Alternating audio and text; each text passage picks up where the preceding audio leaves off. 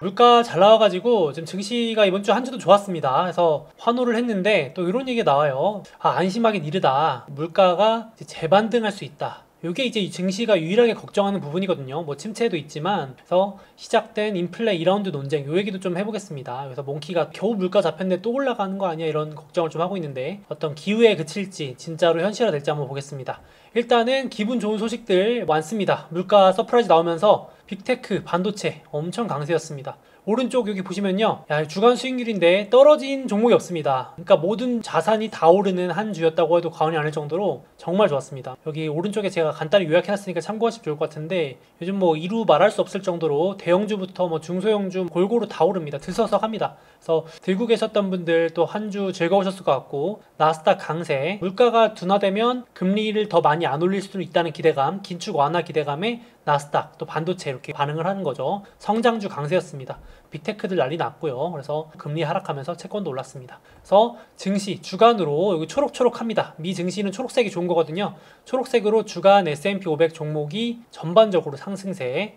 여기 오른쪽도 보시면 표 가져왔는데 주요 ETF들입니다. 주요 업종 전부 상승 마감입니다. 떨어진 거 찾기가 더 힘들 정도였습니다. 주간으로는. 그래서 반도체부터 뭐 경기 소비재, 광고, 리츠, S&P 500부터 쭈루룩 안 오른 게 없다, 이렇게 보시면 될 것 같아요. 분위기 한 주 좋았고요. 그러다 보니까 지금 S&P 500 차트 오랜만에 보니까 아니 이럴 수가, S&P 500이 지금 고점 거의 다 왔습니다. 어느새 스멀스멀 오르더니 이 고점이 4,800이었는데요 여기 보시면 4,500 넘어서 지금 고점까지 6%밖에 안 남았습니다. 야, 진짜 이러다가 올해 고점 돌파할 것 같으신가요? 한번 설문조사를 돌려봐야 되나? 하반기 아직 그래도 한 4, 5개월 남았는데, 야, 이거 진짜 가나요? 설문조사 한번 해봐야겠습니다. 어떻게 생각하실지 댓글 달아주시면 좋겠고, 나스닥 지수도 고점까지 6%밖에 안 남았습니다. 무려 35% 폭락했었는데, 이때 정말 힘들었는데 참 지나고 나니까 또 어느새 이렇게 올라 있습니다. 일직선으로 오릅니다. 그래서 이번에 골드만삭스가 이런 말을 하더라고요. 올해 처음으로 고객들이 나스닥 고점 뚫을까요? 라는 질문을 하기 시작했대요.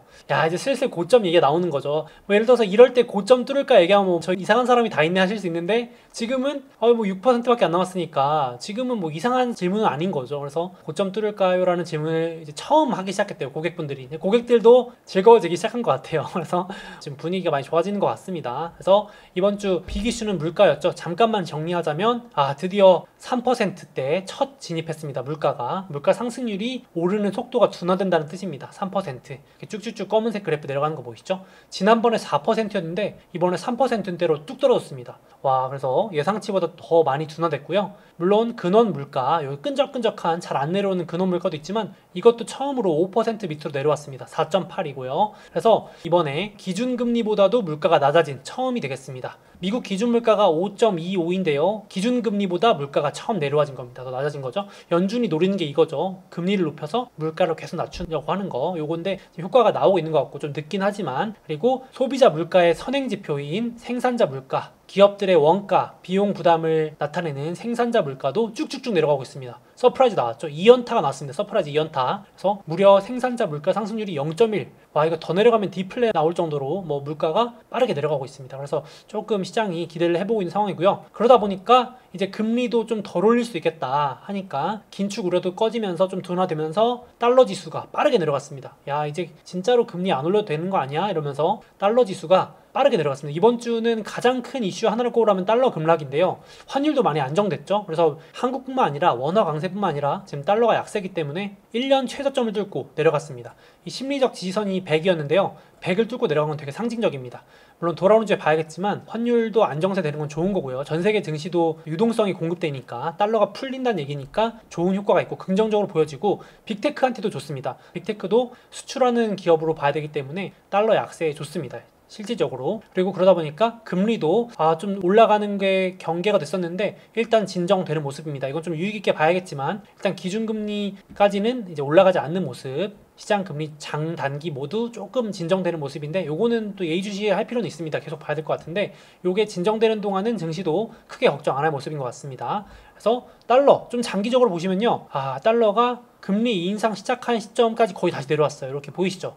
달러가 금리 인상을 작년 3월부터 했거든요. 22년 3월부터 연준 의장이 금리 인상 시작한 다음부터 10회 연속 올리고 지금 여기까지 왔는데 이제 다시 거의 근접했습니다. 그러니까 시장은 확실히 이제 먼저 앞서 나갔다가 이제 내년 금리 인하까지도 보고 달려나가는 거죠. 확실히 먼저 반영하는 것 같습니다. 그래서 여기 그래프 보시면요. 위에가 달러입니다. 그리고 아래쪽에 S&P 500입니다. 그래프 특징 보이시나요? 달러가 올라가는 동안은 S&P 500이 좀 약하고 달러가 내려가는 동안은 S&P 500 약간 데칼코마니 느껴지시나요? 이걸 끼워 맞추는 게 아니라 실제로 약간 영향이 그렇습니다. S&P 500에서 큰 비중을 차지하는 빅테크나 이런 기업들이 대부분 글로벌 기업들이기 때문에 달러 약세에 긍정적입니다. 실제로 작년에 막 달러 올라갈 때 빅테크 실적 발표하면서 아유 달러가 강해서 환차 손이 납니다. 환에 부정적입니다라는 얘기를 많이 했었는데 지금 상황이 반대입니다. 아주 우호적으로 바뀌고 있습니다. 달러가 약하면 S&P 500, 특히 나스닥 이런 기업들에 긍정적일 수 있다. 뿐만 아니라 아마 이번에 미국 주식 말고 한국 주식 하시는 분들도 기분이 좋으셨을 것 같은데 약달러 하면은 달러에서 전 세계로 돈이 풀려 나오는 효과가 있기 때문에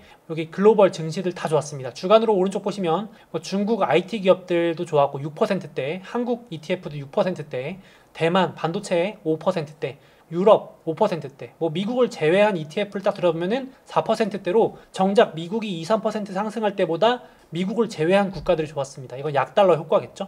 그러니까 달러가 약해지면은 전 세계에 돈이 풀린 효과라고 보시면 될 것 같아요. 그래서 전반적으로 좋았다, 훈풍이 불고 있다. 그래서 달러 방향성을 잘 보는 것도 중요한데 당분간 좀 달러 약세로 가면 증시에도 좀 좋은 영향이 이어질 것 같습니다. 거기다가 이제 물가가 둔화된다는 게 진짜로 이 심리뿐만 아니라 소득에도 영향을 미치죠. 보시면 물가가 쭉쭉 내려오면서 물가가 3%대로 내려오면서 실질 소득이 플러스 2개월 연속 상승세입니다. 미국 기준입니다만은 그러니까 쉽게 말해서 제가 월급 오르는 비율이 한 4%대인데 물가가 3%대로 내려오니까 실질적으로 늘어나는 임금 소득이 1%대, 1.2%대로 올랐다는 얘기입니다. 그래서 미국인들의 실질 구매력, 실질 소득이 플러스 전환하면서 심리도 살아나고 지갑이 좀 두둑해진 효과가 나온다는 거죠. 그러니까 물가가 올라갈 때는 실질 소득이 내려가니까 사람들이 더 궁핍해지고 연봉이 5% 올라도 물가가 막 9% 올라서 가난해진 느낌이었는데 지금은 반대 효과가 나오고 있으니까 진짜로 좋은 게 맞는 것 같습니다. 이게 확실히 해서 물가를 잡는 게 정말 중요한 것 같은데 잡히고 있으니까 일단 긍정적인 것 같고 그러다 보니까 확실히 이번에 소비도 좀 회복하는 것 같아요. 이번에 아마존 프라임데이 했거든요. 여름에 쉽게 말하면 11월에 하는 불프처럼 여름의 불프라고 불리는 아마존의 대규모 할인 행사에 선방을 했습니다. 뭐 대박까지는 아니고요. 그래도 사람들이 지금 소비할까 이렇게 걱정을 했는데 걱정보단 잘했다고 보시면 될 것 같아요. 그래서 지갑 열렸다. 아마존 프라임데이 때 역대 최대 품목을 팔았고 매출도 나쁘지 않았고 주문당 평균 지출도 늘었다는 거는 나쁘지 않은 소식 같습니다. 그래서 실제로 아마존이 이번에 공격적으로 할인을 많이 했다고 해요. 품목 수도 더 많아지고 그러니까 쉽게 말해 작년 같을 때는 할인도 안 해주고 그래서 뭐 덤덤했는데 이번에는 아예 아마존의 마케팅을 대대적으로 하면서 절약할 수 있다라는 컨셉으로 소비자들을 끌어들였다고 하더라고요. 그래서 공격적인 할인 정책에 소비자들이 반응했다는 평가인데 그것 때문에 아마존도 주간 3.8% 괜찮았습니다. 회복을 하는 모습이에요. 그래서 소비에 대표적으로 영향받는 주식이 아마존이니까 또 이것도 지표로 삼으실 수 있고 분위기 괜찮았던 것 같고 뿐만 아니라 지금 소비자들의 지갑 사정에 따라 영향을 받는 이 경기 소비재가 다시 5월, 6월, 7월 들어서 시장보다 잘 나가기 시작했다라는 자료입니다. 아마존, 테슬라가 비중이 크기 때문에 그걸 빼더라도 시장보다 앞서 나가고 있다는 자료고 그 ETF가 이 XLY입니다. 아마존, 테슬라뿐만 아니라 뭐 스타벅스나 맥도날드 이런 경기 영향을 받는 그런 소비재들이 포함된 그런 ETF가 반등을 이어나가고 있습니다. 왜냐면은 생각보다 소비자들이 소비 여력이 괜찮아지니까 막 침체 온다고 걱정하고 있었는데 생각보다 지갑이 좀 열리기 시작하니까 이렇게 주가가 좀 반등하는 모습입니다. 거기다가 이번에 델타항공도 실적 발표를 했습니다. 이제 실적 시즌 시작이거든요. 항공사들, 금융주들 다음 주 반도체, 테슬라 뭐 실적 발표하는데 델타항공도 실적 발표한 거 보니까 물론 뭐 주가는 좀 이번에 크게 상승하거나 하진 않았는데 해외 여행 수요가 특히 강력하다고 합니다. 여기 보시면 다른 연도 2020년, 21년, 22년, 23년 최고치 기록 중인데 델타항공 CEO가 자기가 본 것 중에 가장 해외 여행 수요가 강력하대요. 국내 여행보다도 지금 미국인들이 비행기 타고 밖에 나가고 싶어 한다네요. 그게 좀 상당히 인상 깊었는데 항공주들이 그래서 좀 잘 버티는 것 같고 반등하는 것 같고 그래서 제가 이제 뒤에 리포트도 넣어놨는데 미국인들이 지금 경비를 줄이더라도 해외여행은 꼭 간대요. 이건 뭐 전 세계적으로 마찬가지 아닐까 싶은데 이 오른쪽 표 보시면은 여행 경비는 줄인대요. 그러니까 지금 막 여유가 넘쳐서 여행을 가는 건 아니고 지갑이 어렵지만 내가 여행 경비를 줄이더라도 저예산으로 가더라도 해외여행은 꼭 가겠다가 사상 최고치랍니다. 이게 상당히 흥미로운 변화인데, 그래서 이 리포트 좀 재밌는 표현이 있던데, 저도 한번 지난주에 이 얘기 했었는데, 리오프닝주 우리 다 같이 기대를 이제 포기하니까 본격적으로 주가가 오르는 것 같다.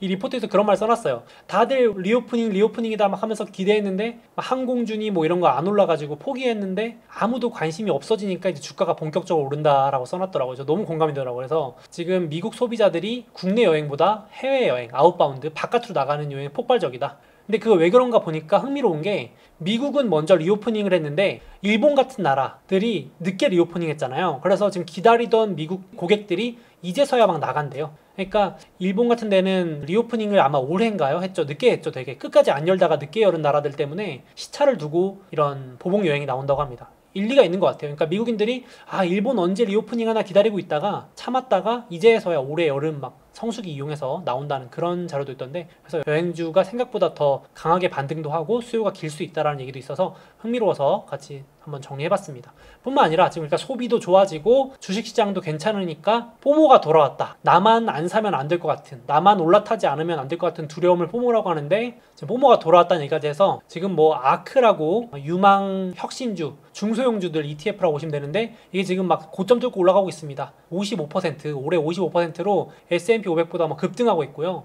이거 완전 뭐 버블 장세 느낌처럼, 요즘에 그 구독자분들 댓글 보니까 안 오르는 게 없네요 이렇게 하시던데, 진짜 그런 장세, 막 사면 다 오르는 그런 장세까지 막 재현되고 있고, 오른쪽 보시면 비트코인 주황색 막 들썩이고, 주식시장에 상장된 암호화폐 막 관련주들도 급등합니다. 지금 블락이라는 ETF도 70% 장난 아니고요. 뱅크 오브 아메리카가 지금 개인들의 주식 자금 유입이 거의 1년 반 만에 최대다. 엄청나게 들어온다고 합니다. 제가 봐도 이런 것들이 들썩거린다는 것 자체가 개인분들이 돌아온다는 증거가 아닌가 싶기도 하고, 요즘 조금 뭐 분위기를 봐도 많이들 관심도 늘어나신 것 같아요. 떠나셨던 분들도 좀 돌아오시는 것 같고, 이런 분위기 참고하시면 좋을 것 같고, 근데 좀 슬픈 얘기는 밈 주식이라고 있는데, 통계적으로 이런 테마주나 중소형주가 급등하고 나서는 단기 흐름은 좋지 않았다. 항상 뭐 그렇죠. 뭐든지 급등하고 이러면은 좋지 않은데, 뭐 이런 거는 그냥 참고적으로, 그러니까 말 그대로 개인들이 가자 이런 소리 막 나오기 시작하면 이제 한 1주에서 4주 정도 조정을 겪었대요. 꼭 희한하게. 참 슬프죠. 우리들이 투자하면은 마음 먹고 딱 매수 버튼 누르면 그때부터 조정이 와가지고, 또 개미털기라고 하죠. 또 심약한 개미를 턴다 그러는데, 믿음이 굳건하지 않은 가즈아족들을 털기 위한 조정이 또 올 수 있겠다 싶기도 합니다. 뭐 이런 건 이제 폭락 아니고, 이제 재미없는 장세 또 이어지면은 이제 개미 투자자분들이 역시 난 주식은 하는 게 아니야 하면서 또 다시 나가시고,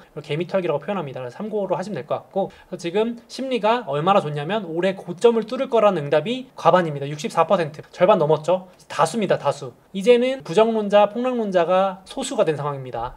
진짜 분위기가 몇 개월 만에 반전됐습니다. 그래서 이제 대부분이 상승을 보고 있다. 올해 최고점 뚫을 것 같다. S&P 100 뚫을 것 같다가 64%. 분위기 참고하시면 좋을 것 같고, 그래서 한 그 월가 외신 보니까 포모와 욜로가 돌아왔다. 근데 저 그 정도까지는 아닌 것 같은데, 돌아온 정도는 아니고 조금 그런 기민이 있는 것 같아요. 개인들이 주식을 마구 사들이고 여행도 마음껏 다니고 있다. 마치 고금리는 신경도 안 쓰고 그러는데, 이제 있는 돈 짜내가지고 아껴서 이렇게 가성비 여행도 하시고 뭐 주식도 하는 분들만 하는 것 같긴 한데, 코로나에 비하면 아직 부족하지만 그래도 이런 느낌이 난다라는 것도 흥미로웠습니다. 그래서 오죽하면은 강세론자 제레미 시겔이라는 분이 있습니다. 제레미 시겔이라는 강세론자 분인데, 이분이 경고를 한 게 지금 미국 경제가 이렇게까지 좋아 보이는 거는 욜로족 때문이다 그러면서 이번 주 기사가 났어요. 욜로족 때문에 경제가 굳건해 보이는 거지. 그래서 이분은 이제 금리 더 올리면 안 된다 주의거든요. 그러니까 강세론자이기도 하면서 연준에게 계속 경고 날리시는 분이에요. 지금 금리 올리면 망한다, 증시가 다 폭락한다 이러는 분인데, 걱정되는 멘트인 거죠. 그래서 지금 이렇게 소비가 강력해 보이는 거는 이제 욜로족 때문인데, 여름 휴가철 지나고 신용카드 청구서가 날아오는 9월, 10월, 가을 되면 끝날 거다. 그때 주식 조정받을 거고 경기 안 좋을 건데, 괜히 연준이 여기에 속아가지고 고용이나 소비가 너무 강하니까 금리 더 올려야 돼 해가서 하면은 진짜 큰 위기가 온다라고 걱정스러운 멘트를 알려주셨습니다. 그래서 이것도 좀 지켜봐야겠죠. 지금 그래서 제가 뭐 다른 영상에도 말씀드릴 건데, 계속 지금 침체가 밀렸다 론자들이 많고, 월가에서도 올 연말이나 내년 초로 위기가 밀렸을 뿐이지 조심해야 된다라는 부정론자분들이 훨씬 월가 쪽엔 많긴 한 것 같아요. 그래서 그것도 정리를 해드리겠습니다. 참고하시면 좋을 것 같고, 그래서 지금 이런 상황인데 경제도 좋다 하고 소비도 회복된다 하니까 이제 결국은 물가가 2라운드다. 한 번에 끝나는 인플레는 없었다. 이런 얘기 이제 나오기 시작하는 거죠. 이게 이 그래프가 이번 주에 가장 월가에서 주목받았던 그래프입니다. 뱅크 오브 아메리카의 마이클 하트넷이 내놓은 자료인데 우리가 물가의 저점을 봤을 수 있다. 이게 무슨 말이냐면은 이번에 우리가 물가 3% 나와가지고 물가 상승률이 3% 나와서 환호했는데 이게 최저점일 수도 있다는 거죠. 잘못하면은. 그래서 여기 그래프가 저점 찍고 올라갈 수 있다. 그러니까 못해도 3, 4%대 고물가 가 유지될 수 있다. 지금 연준의 희망처럼 2%대로 내려가는 건 진짜 힘들다라고 표현을 했는데 많이 공감도 받고 걱정 요소로도 작용을 했습니다. 그래서 또 혹시 모르죠. 원래 과거 통계 보시면 인플레가 한 번에 꺾였던 적은 진짜 없더라고요. 다 보통 2번 이렇게. 그러고 나서 잡혔더라고요. 그래서 두고두고 이제 하반기 또 가봐야겠죠. 근데 실제로도 지금 에너지 가격, 유가가 지금까지 유가가 도와줘서 물가가 잡힌 것처럼 보였는데 이제 하반기 연말 갈수록 유가가 오히려 도와주는 일이 없기 때문에 물가가 생각보다 더 이상 떨어지지 않을 수 있다. 이런 얘기들도 많이 나와요. 지금 보시면 작년 상반기에 기름 가격이 급등해가지고 러시아 우크라이나 전쟁 터지면서 유가 급등한 것 때문에 작년에 워낙 많이 올랐기 때문에 올해 상반기는 기저효과라고 하죠. 작년에 비해서 많이 떨어진 것처럼 표현이 됐는데 작년 하반기 대비 올해 하반기는 그렇게 떨어진 게 아니기 때문에 많이 떨어지지 않았기 때문에 기저효과라는 게 없다. 이런 의미입니다. 쉽게 말해서 올 상반기까지는 유가 하락이 물가 하락을 많이 도와줬는데 유가 빠진 게 물가 하락을 도왔는데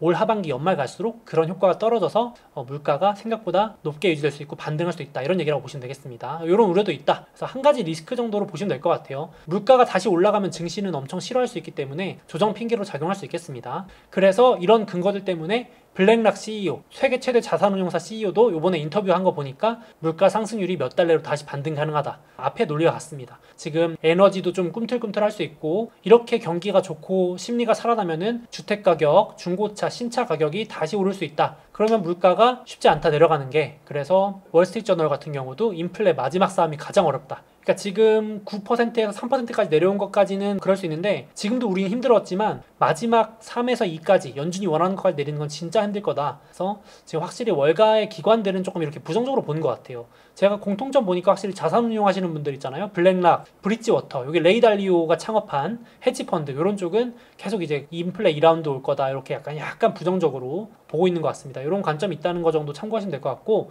실제로 금요일날 장중에 발표된 지표 보면은 소비자 심리가 확 튀어오릅니다. 여기 보시면 소비자 심리가 껑충 뛰어올랐거든요. 1년 전 대비 41%. 그러니까 확실히 소비자들이 물가 내려가니까 야 이제 괜찮다. 물가가 확실히 좀 잡히니까 부담이 덜하다. 이런 느낌으로 소비자들이 심리가 살아나고 소비 심리가 살아나면 물가에 영향을 줍니다. 그래서 바로 인플레 심리도 기껏 잡아놨는데 다시 좀 꿈틀하는 모습이었거든요. 물론 이거 좀 지켜봐야 되겠지만 시장이 여기에 상당히 경계를 하더라고요. 제가 봐도 요거 발표되고 나서 시장이 좀 흔들리기도 할 정도로 조금 예민하게 구는 부분이 있는 것 같습니다. 시장이 아직까지는 혹시 모른다 이런 경계를 한 것 같아요. 그러니까 끝나지 않았다라고 조심하는 것 같습니다. 혹시 또 오르면 또 심각하니까요. 그래서 지금 여기 보시면 1970, 80년대 뒤에 있는 그래프 보시죠. 물가가 이렇게 쌍봉으로 이렇게 오는데 지금 연준이 이걸 반복하지 않으려고 엄청 노력 중인 거잖아요. 그래서 지금 여기 현재는 물가가 잘 잡히고 있는데 또 잠깐 그 연준이 고삐 풀어주면 또 이렇게 오를 수 있다라고 경고를 하는 거겠죠. 그래서 연준도 계속해서 겁주는 멘트를 날리고 고금리를 유지해서 다시는 물가 못 오르게 하겠다라고 하는 것 같은데 어떻게 될지는 봐야겠습니다. 또 연준의 의도대로만 되는 것도 아니고 하니까 요거는 좀 경계할 필요가 있겠습니다. 근데 주말에 요게 하나 자료가 나왔는데 이게 초긍정 신호라고 봐도 되긴 하는데 러시아 우크라이나 전쟁 종료 임박 시그널이 아니냐라는 자료가 하나 나왔어요. 이게 지금 만약 이대로 되면 대박인데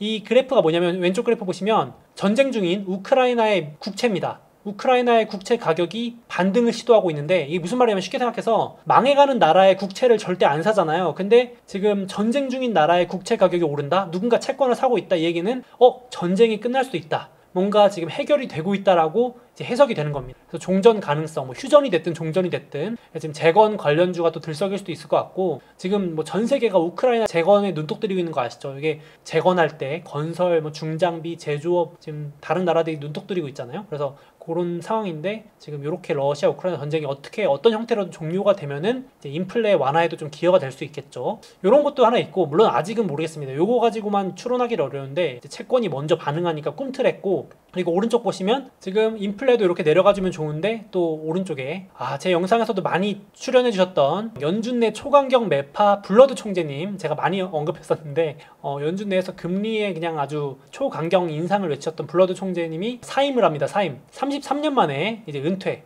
연준 내에서도 가장 오래 재임하신 분 중에 한 분이었대요. 그래서 이제 어떤 대학원, 비즈니스 스쿨 경영 대학원장 하러 이제 학계로 돌아가시는 것 같은데, 시장에서는 이런 것도 좋아하더라고요. 이제 왜냐면 매파가 떠나니까 금리를 더 공격적으로 안 올릴 수도 있으니까, 투표 점 찍을 때 좀 덜 찍을 수 있으니까. 그래서 두 가지 다 긍정 신호죠. 증시에는 긍정적인 신호가 되겠습니다. 그래서 이것도 정리해봤고, 그래서 지금 뭐 인플레가 다시 오를 수 있다 뭐 이런 것들은 정말 맞추기 어렵고 예상하기 어려우니까, 이대로 그냥 쭉 인플레가 잡힐 수도 있고 정말 모르기 때문에 타이밍 재기보다는 구독자분들 같이 해왔던 것처럼 믿음 가는 주식, 저도 이제 이거 구독자분들한테 말씀드리면서 스스로 다짐하는 겁니다. 제가 방송을 하면서 저도 투자자이기 때문에 저도 타이밍 자꾸 재려고 하지 말고 믿음 가는 주식을 모아가자. 믿음이 있는 주식, 남이 추천해주는 주식은 절대 하지 말고 내가 믿음이 있는 주식, 우상향할 수 있는, 여기 7개가 있지만 이 중에서도 딱 한두 개가 마음에 드실 수도 있고, 난 여기 믿음 있는 주식이 없다 하면은 이제 시장 지수를 모아가는 것도 방법이고, 믿음 있는 주식을 발굴하시는 것도 방법이고 그렇겠습니다만은,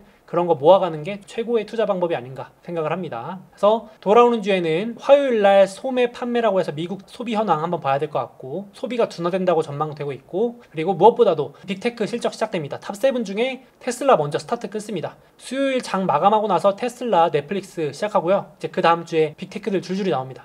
그리고 나서 그 다음 주에 7월 말에 FOMC, 이제 금리 한 번 더 올리냐 마냐 뭐 이렇게 결정되는 것들 이슈가 있어서, 돌아오는 주에는 실적 시즌 참고하시면 될 것 같습니다. 이렇게 되고 이제 7월 실적 시즌 들어가고요. 실적 캘린더는 확정돼서 넣어놨습니다. 돌아오는 주 빅7 관심 있는 이슈들은 여기 돼 있고요. 돌아오는 주는 테슬라, 넷플릭스가 제일 메인이 될 것 같습니다. 참고하시면 될 것 같고, 그리고 지금 시장에서는 이번 실적, 이번 7월이 최악일 거라고 생각하거든요. 바닥. 지금 미국 주식이 3분기 연속 실적 감소인데, 요거 최악을 찍고 돌아오는 분기부터 가을부터 반등할 거라고 보는데, 과연 이번이 진짜 최악 반등일지, 그러면 이제 증시는 환호하겠죠. 그래서 요것도 한번 관전 포인트로 삼아보시면 어떨까 싶습니다. 지금 월가는 실적이 이번이 최악일 거다, 이제는 더 좋아질 일만 남았다. 원래 증시는 최악만 확인하면 그때부터 오르거든요. 그래서 어떻게 될지, 서프라이즈가 나올지 아니면 또 실망이 이어질지 한번 이것도 관심 갖고 좋겠습니다. 그래서 오늘 영상에서 소개한 여행 관련 리포트와 7월, 8월 조정이 올 수 있다는 리포트 2개 좋은 거 있어가지고 3개네요 총.